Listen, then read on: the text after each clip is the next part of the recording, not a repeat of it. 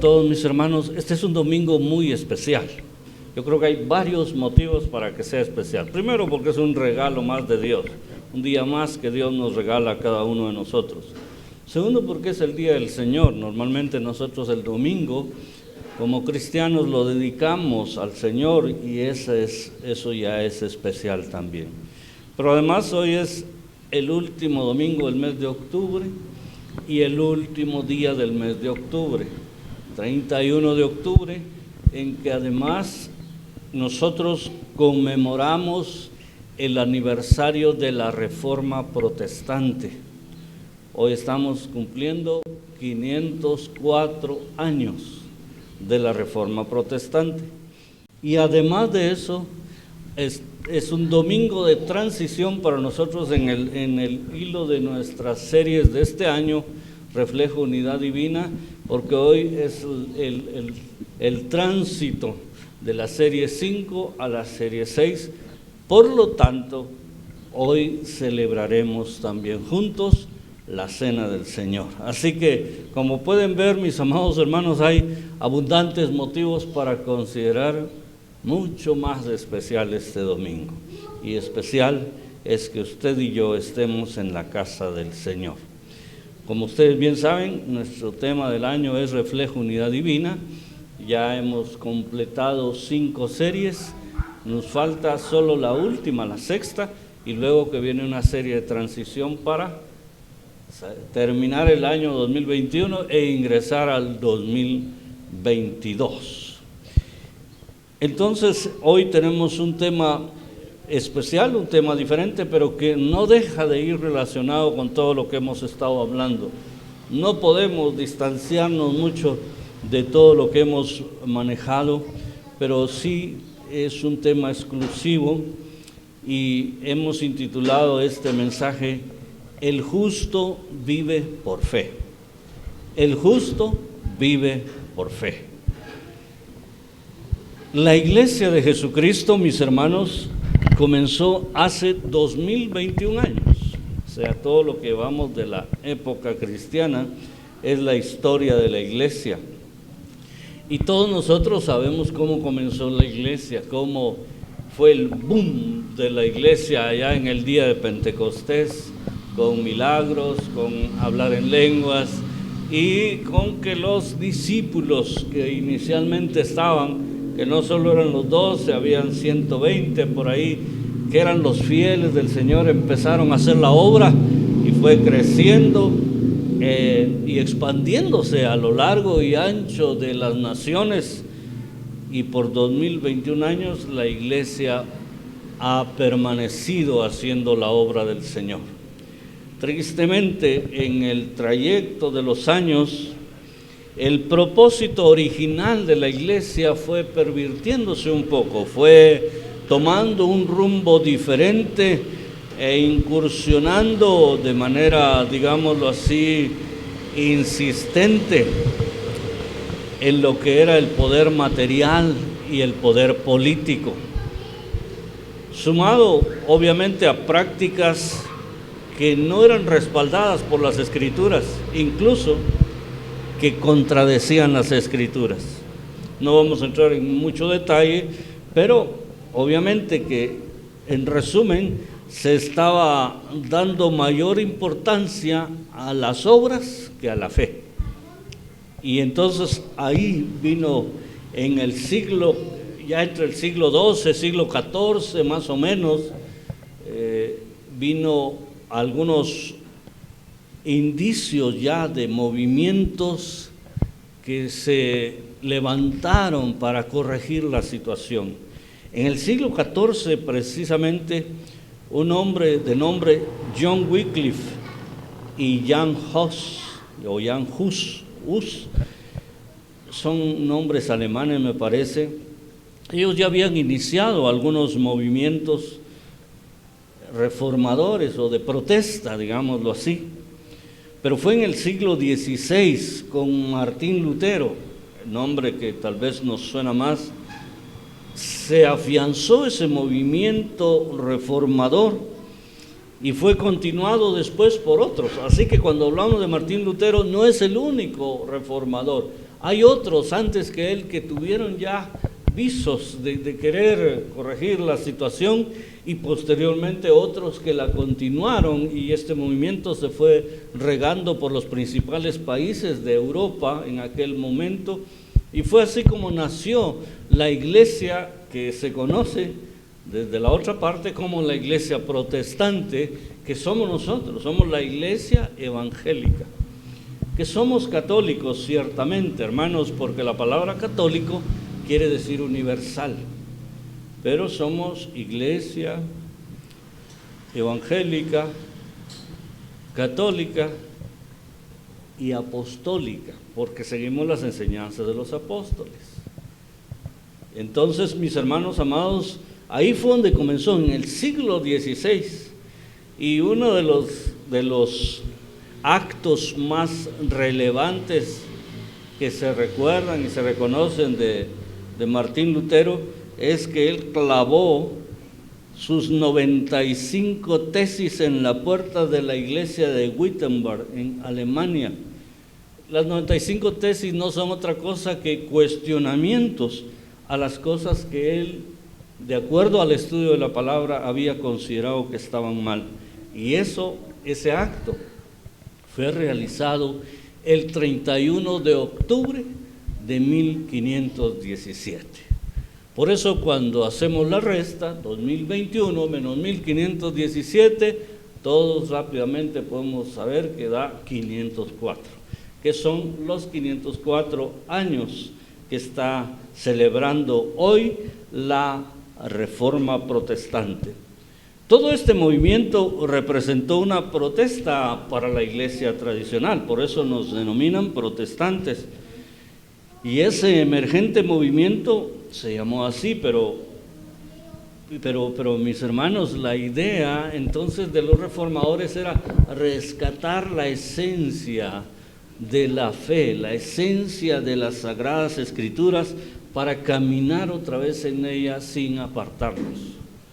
De hecho, hermanos amados, la iglesia de cuando en cuando necesitaría a nivel universal y a nivel local una revisión de en dónde estamos parados, qué estamos haciendo, cómo lo estamos haciendo, si estamos caminando conforme a las Escrituras.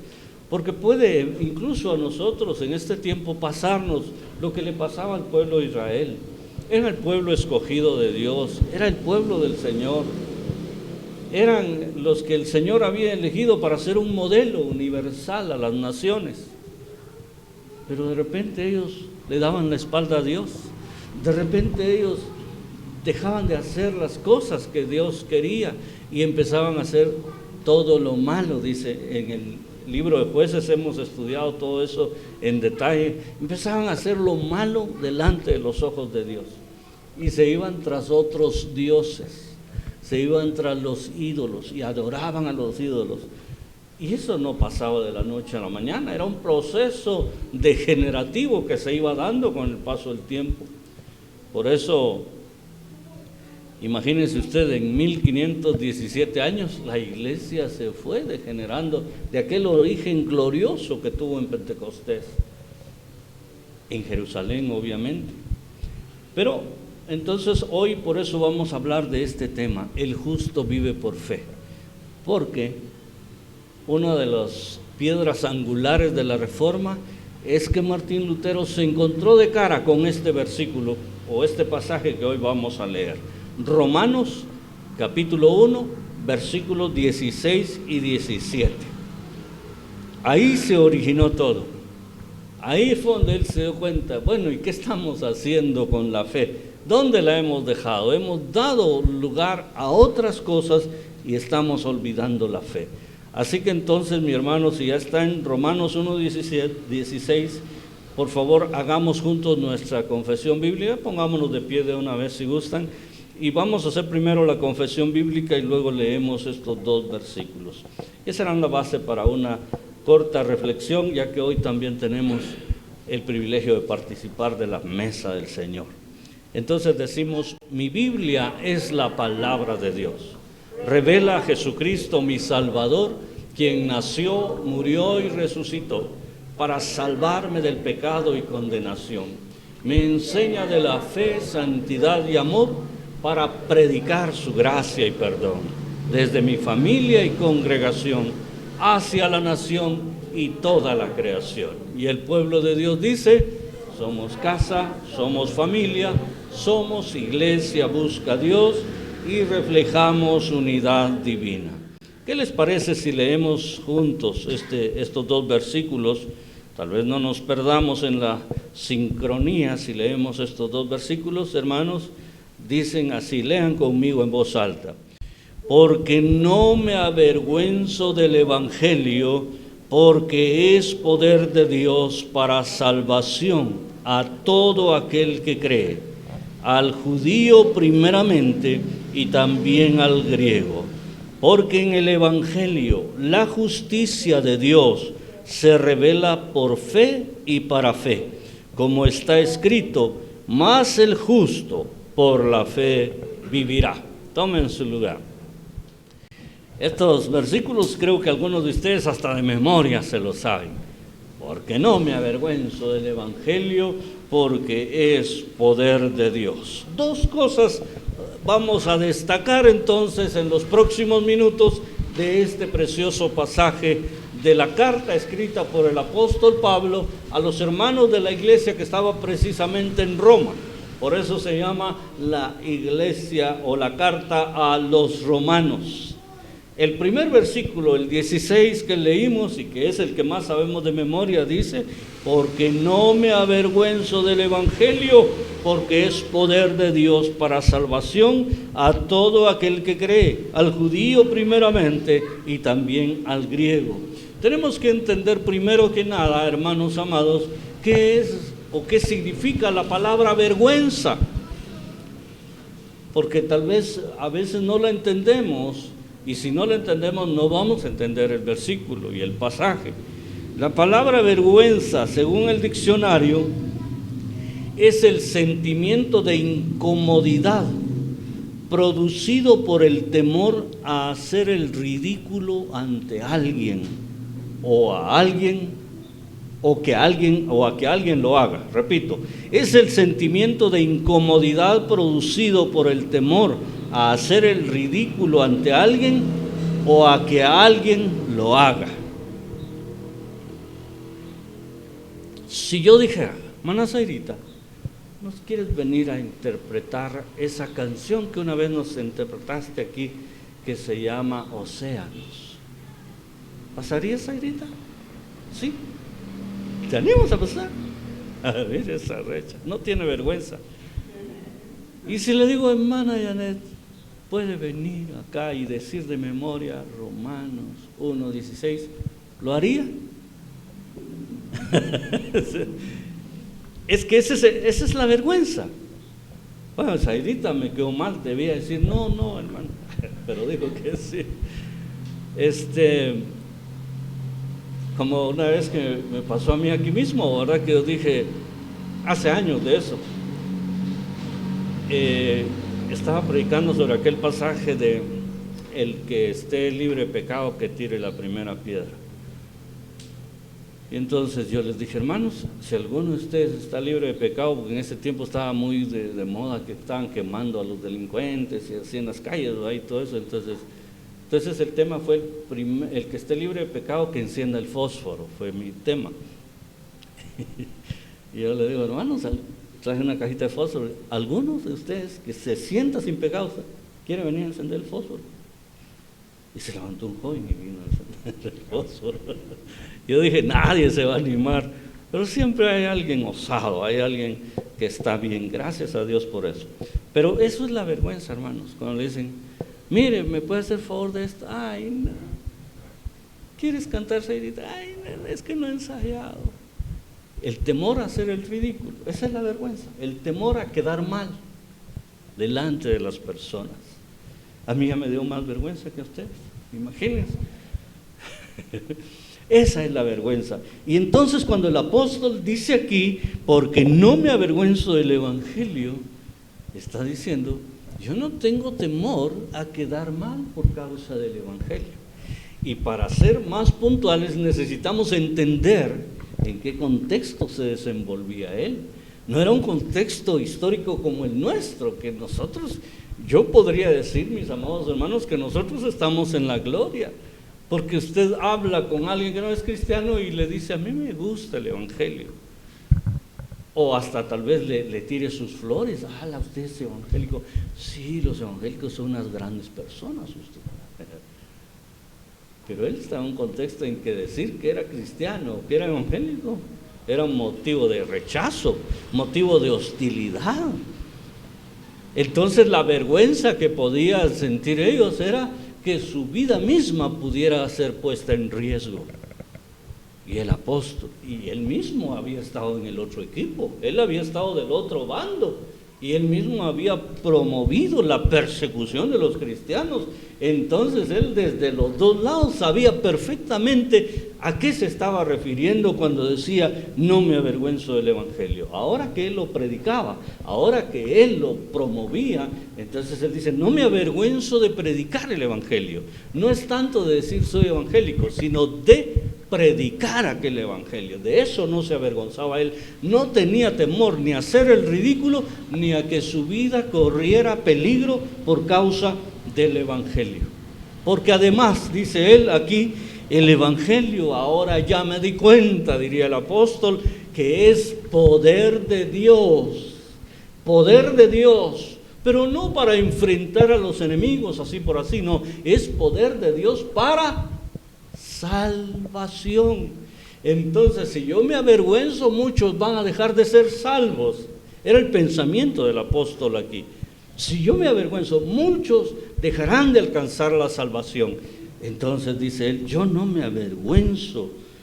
Pablo no se avergonzaba porque sabía que su mensaje era el mensaje de Cristo, el mensaje de las buenas nuevas. Era un mensaje de salvación poderoso para cambiar vidas. Y además, hermanos, era para todos el evangelio. Porque anteriormente el trato de Dios era solo con el pueblo escogido. De hecho, todavía leemos en Juan 1:11 que dice la Biblia, a lo suyo vino, refiriéndose al pueblo de Israel, y los suyos no le recibieron. Entonces el 12 ya nos dice, más a todos, ya abre la puerta de la universalidad. Pero aquí ya el apóstol Pablo lo encuentra abierta esa puerta, no solo por lo que dice Juan 1:12, no solo también por lo que el apóstol Pedro hizo en su momento cuando fue a predicar a la casa de Cornelio y ahí se convirtieron un montón de gentiles, sino que ahora él ratifica que el mensaje de Dios es para todo aquel que quiera alcanzar salvación, tanto si son judíos como si son griegos. Y este término griegos debo recalcar una vez más, porque lo hemos hecho en otras oportunidades, que no se refiere estrictamente a los que son de la nación de Grecia.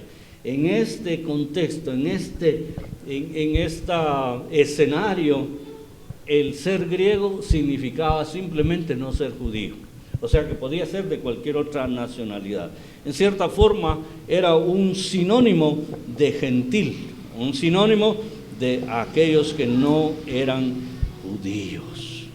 Sin embargo, tenemos que reconocer que el mensaje, como ya lo mencioné yo, fue antes para los judíos. ¿Por qué el mensaje fue antes a los judíos? Por más de 2000 años, el pueblo de Israel fue un pueblo especial para Dios. Desde que Dios escogió a Abraham y le prometió grandes bendiciones a sus descendientes. Por esa razón, hermanos, es que Él escogió a este pueblo, como lo dije también antes, para ser modelo a las naciones. Dios quería tener un pueblo de los cuales pudiera decir, así tienen que portarse ustedes, así como se portan ellos. Lo que ellos hacen es lo que ustedes tienen que hacer, y lo que ellos no hacen es lo que ustedes no deben hacer también. Sin embargo, no sucedió así, pero es parte del proceso. Por eso dice, primero a los judíos, pero también ahora a los griegos. Entonces ahora él ya no está diciendo, aquí está mi pueblo Israel, no, él está diciendo, ahora aquí está mi iglesia. Aquí está mi iglesia universal. Quiero que los vean a ellos. La pregunta es, ¿vamos a quedar nosotros igual de mal o igual de bien que el pueblo de Israel? Podemos mejorar, podemos superar ese testimonio que ahora pertenecemos al pueblo de Dios. Ellos por siglos aprendieron acerca de Dios mediante la obediencia a sus leyes, pero ya les dije, fracasaron muchas veces. Esos ciclos de degradación que aprendíamos en Jueces, era cada vez que ellos se alejaban de Dios. Y llegaban a lo más bajo, hermanos. Pero como era otro pacto, ellos llegaban a lo más bajo, Dios permitía o Dios enviaba incluso a pueblos paganos para que los oprimieran. A los filisteos, a los moabitas, a todas esas naciones que no querían de por sí a los israelitas, Dios les daba permiso para que los oprimieran. Y los oprimían de tal manera que llegaba un momento en que ellos sentían el agua al cuello. Y entonces era cuando se arrepentían de su maldad, de su pecado, y se volvían a Dios en humillación y en arrepentimiento. Pero nosotros no podemos caer en ese sub y baja, en ese juego de estar aquí bien portados ahora y después mal portados, y cuando vemos las cosas color de hormiga, entonces volvernos a Dios. No, mis hermanos, debe ser diferente. Entonces, esto es algo maravilloso, el que nosotros podamos decir, igual que el apóstol Pablo, que no nos avergonzamos del Evangelio. No nos avergonzamos, pero insisto, hermano, no es solo decir, yo tranquilo, yo digo que soy evangélico y qué. Si no me dan el trabajo, pues allá ellos, pero yo soy evangélico. No se trata solo de eso, se trata de ir más allá. Se trata de proyectar nuestra vida de tal manera que otros sean impactados y alcanzados para Jesucristo. Y luego pasamos al tema de la justificación por la fe, que es lo que dice el 17. La justificación es por fe. Y aquí viene otra cosa preciosa. Miren, porque en el Evangelio la justicia de Dios se revela por fe y para fe. Noten esto, por fe, ahí se revela la justicia, y para fe. Y luego hace alusión a un escrito antiguo, a un pasaje del Antiguo Testamento, diciendo como está escrito. Cada vez que usted encuentre en el Nuevo Testamento esta expresión, como está escrito, inevitablemente, si su Biblia tiene referencias, va a encontrar una letrita, una notita o un numerito ahí, y en los márgenes o abajo de su Biblia va a estar la cita del Antiguo Testamento a la cual se refiere. En este caso, mi Biblia, por ejemplo, no sé en la suya cómo está, pero aquí al final de "mas el justo por la fe vivirá", tiene una letra B pequeñita. Y cuando yo voy aquí abajo a la referencia, dice B, Habacuc 2:4. Fíjense qué interesante. Entonces el apóstol Pablo no se está inventando nada, que perfectamente Dios pudo haberle revelado a él directamente esto, como le reveló muchas otras cosas. Por ejemplo, cuando vamos a la cena del Señor, ya lo vamos a leer en un ratito, él dice, porque yo recibí del Señor. Él no recibió de los otros apóstoles eso, no, yo lo recibí del Señor.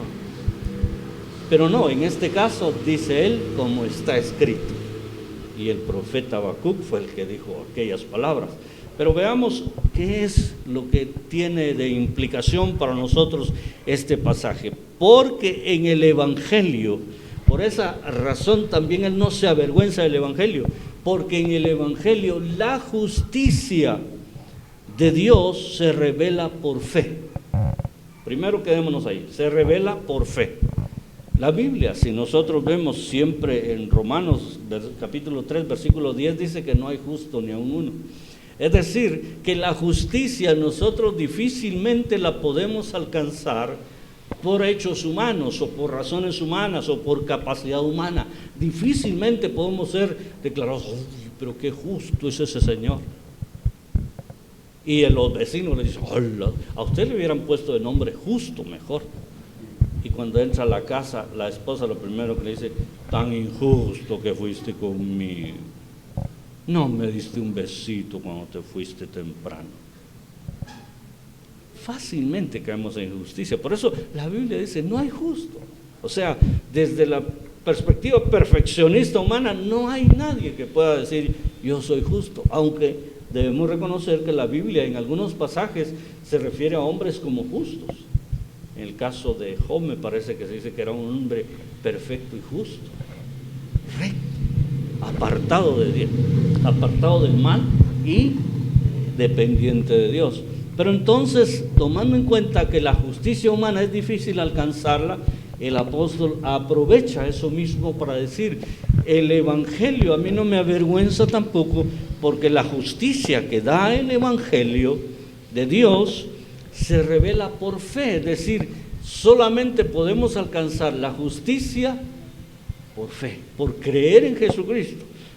Y esta es la base, mis hermanos, de la doctrina de la justificación que sostiene ardientemente el apóstol Pablo en esta epístola a los romanos. Y es también el ancla de la reforma protestante, porque es cuando viene Martín Lutero y dice, pero ¿qué estoy haciendo yo acá? Si aquí dice que el justo por la fe vivirá. Entonces la fe se convierte en una cosa importante, mis hermanos, no solo para ser justificados, por eso es por fe, pero también para fe, porque el justo por la fe vivirá. Por eso decimos, nosotros por fe andamos, no por vista, que también lo dice la Biblia. Es decir, mis hermanos, que para ser declarados justos delante de Dios, nosotros necesitamos la fe en Jesucristo. Y para vivir en términos de justicia humana, la más elevada que sea posible, necesitamos la fe en Jesucristo todo el tiempo, que esa fe sea alimentada, que sea nutrida todo el tiempo. Por eso cuando acudimos a la iglesia, cuando leemos la palabra, cuando estamos en comunión con Dios, hermanos, es tan importante, porque lo que estamos haciendo es nutrir nuestra fe, es alimentar nuestra fe. ¿Qué pasa, por el contrario, si nos ausentamos, nos alejamos de la iglesia, nos alejamos del Señor? Nuestra fe se debilita y entonces ya no creemos en nada, ya ni en Dios creemos, mucho menos decir creo en Jesucristo como mi Salvador. A muchos les ha sucedido eso. Entonces, mis hermanos, este es el pasaje que descubre Martín Lutero para sustentar lo que después se convirtió en la Reforma Protestante. Y como dije, este también es el texto base que el apóstol Pablo usó como base de la doctrina de la justificación. Y el pasaje que está citando él aquí, como bien les dije antes, es Habacuc capítulo 2, versículo 4. Solo que Habacuc allá, cuando dijo, mas el justo, él no dijo por la fe, sino dijo por su fe. Mas el justo por su fe vivirá. Quizás Habacuc se estaba refiriendo solo a la vida presente, al desenvolverse de las personas, de los santos en el Señor, dentro de la sociedad que de por sí estaba siendo corrupta. Una sociedad que se estaba descomponiendo, que se estaba desintegrando ya, no solo, eso no es solo de ahorita. La sociedad, hermanos, por siglos allá, cuando nos remontamos nosotros a Sodoma y Gomorra, era una corrupción y una maldad y una suciedad total de las personas. Y si pensamos en Nínive, por ejemplo, la gran nación aquella a la que fue enviado Jonás a predicar y que no quería ir, y luego Dios se arrepintió de hacerle mal a esa nación, de destruirla, y la perdonó porque ellos se arrepintieron y se humillaron.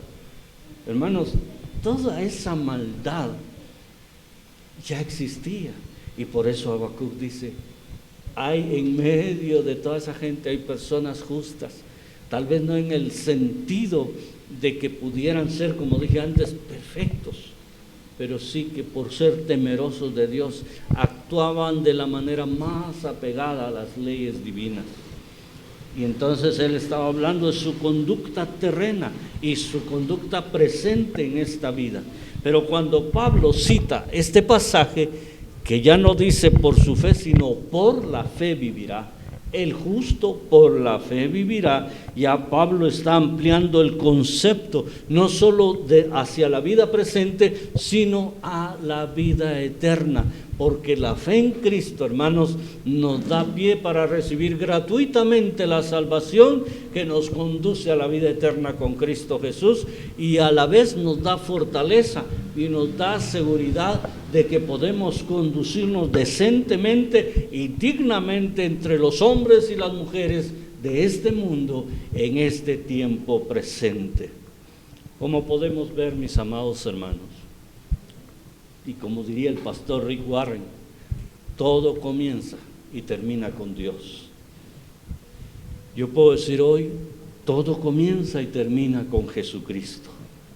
Es por medio de Él que nosotros somos justificados. Es por la fe en Jesucristo que somos justificados. Y el concepto varía un poquito en cuanto al Antiguo Testamento, porque allá no estaba Jesucristo, allá no había un Mesías que dio su vida en la cruz del Calvario. Nosotros sí ya lo conocimos, y Él lo hizo muriendo en la cruz del Calvario.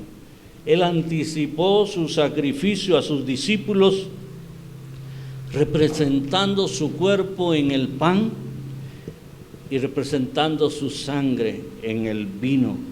En aquella última Pascua celebrada con sus discípulos, que sirvió para institucionalizar lo que ahora nosotros conocemos como la Cena del Señor, de la cual nosotros, mis amados hermanos, podemos ser partícipes todas las veces que querramos.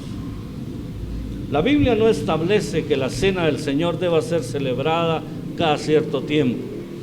Si nosotros quisiéramos, podríamos celebrar la cena todos los domingos, o como algunas iglesias que lo hacen cada primer domingo de mes. Nosotros, ya saben, lo hacemos cada 6 semanas más o menos, entre ciclo y ciclo en la semana de transición.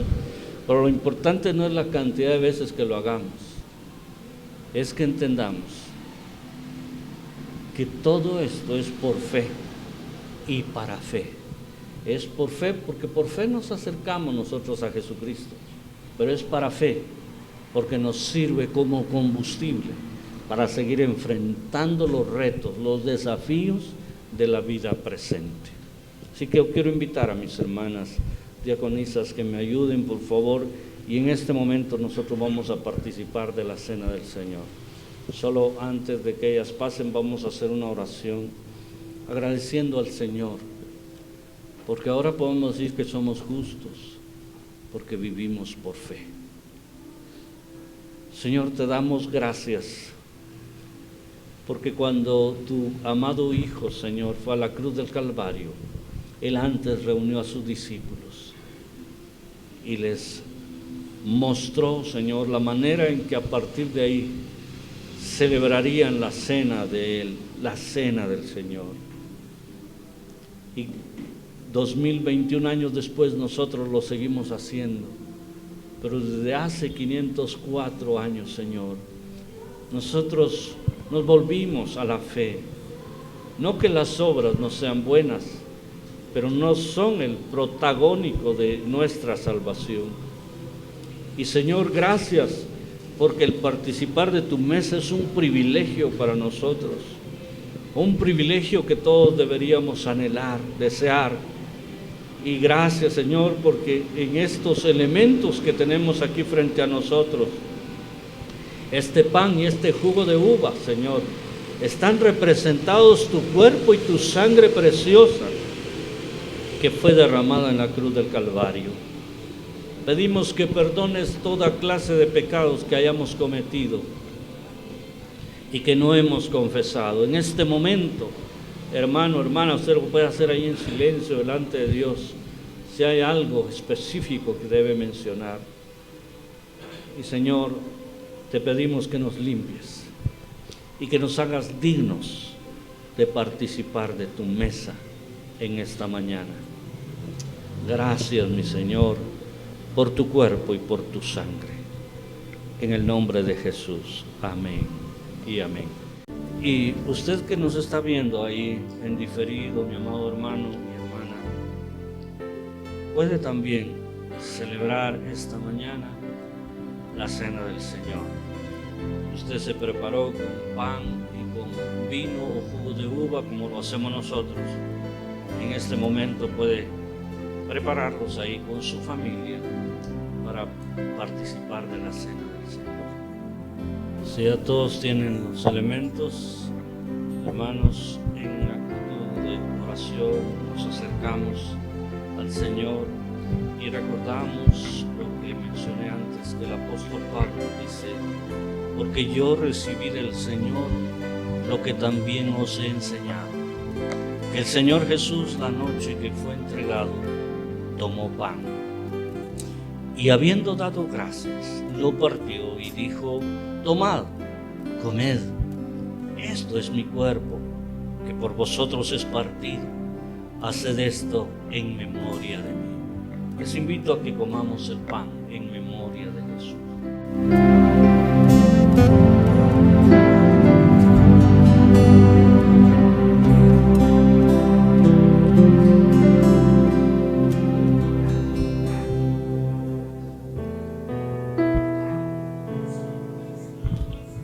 Asimismo, tomó también la copa después de haber cenado, diciendo: esta copa es el nuevo pacto en mi sangre.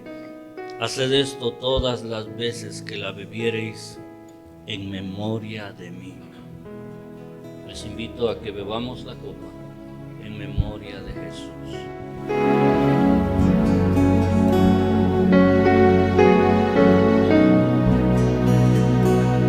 Así que todas las veces que comiereis este pan y bebiereis esta copa, la muerte del Señor anunciáis hasta que Él venga. Señor, esta mañana te damos gracias por este hermoso privilegio.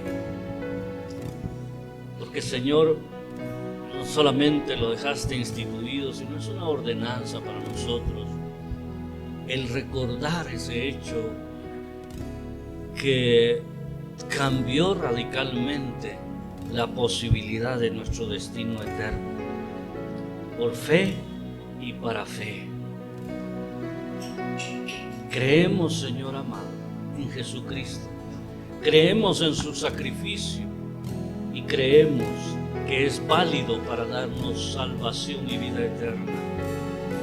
Te damos gracias, Señor, porque podemos hacer muchas cosas, pero si no creemos en Cristo, estamos perdidos. Por eso te alabamos en esta mañana y agradecemos que nos hagas partícipes de tu mesa.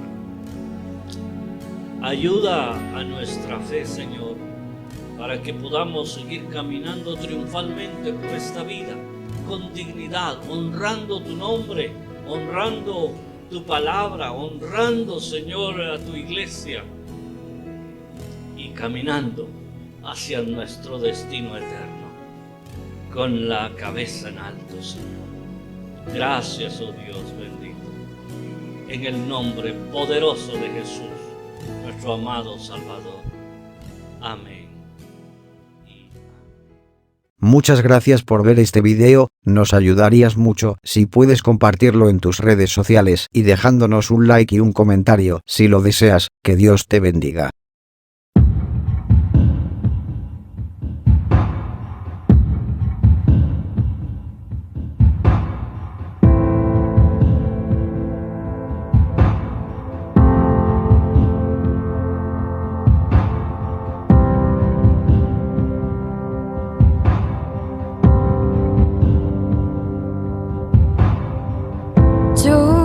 Ya me visitó, sanando mi corazón. Mi casa se iluminó de tu luz. Hablaste a mi corazón, tu voz me dio dirección. Camino al amparo de tu luz. Y en la tempestad estaré seguro, tú me sostendrás con tu brazo fuerte. Tú mi buen pastor, guiarás mis pasos, cuidarás de mí. En la tempestad estaré seguro, tú me sostendrás con tu brazo fuerte. Tú mi buen pastor, guiarás mis pasos, cuidarás de mí. Tu gracia me visitó, sanando mi corazón. Mi casa se iluminó de tu luz. Hablaste a mi corazón, tu voz me dio dirección. Camino al amparo de tu luz. En la tempestad estaré seguro, tú me sostendrás con tu brazo fuerte. Tú mi buen pastor, guiarás mis pasos, cuidarás de mí. En la tempestad estaré seguro, tú me sostendrás con tu brazo fuerte. Tú mi buen pastor, guiarás mis pasos, cuidarás de mí.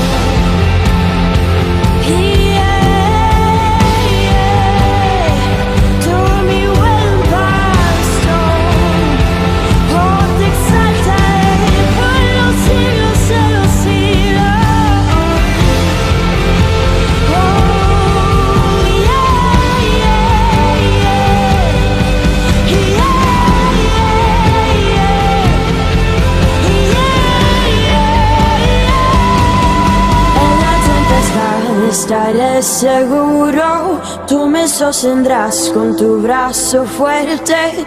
Tú mi buen pastor, guiarás mis pasos, cuidarás de mí.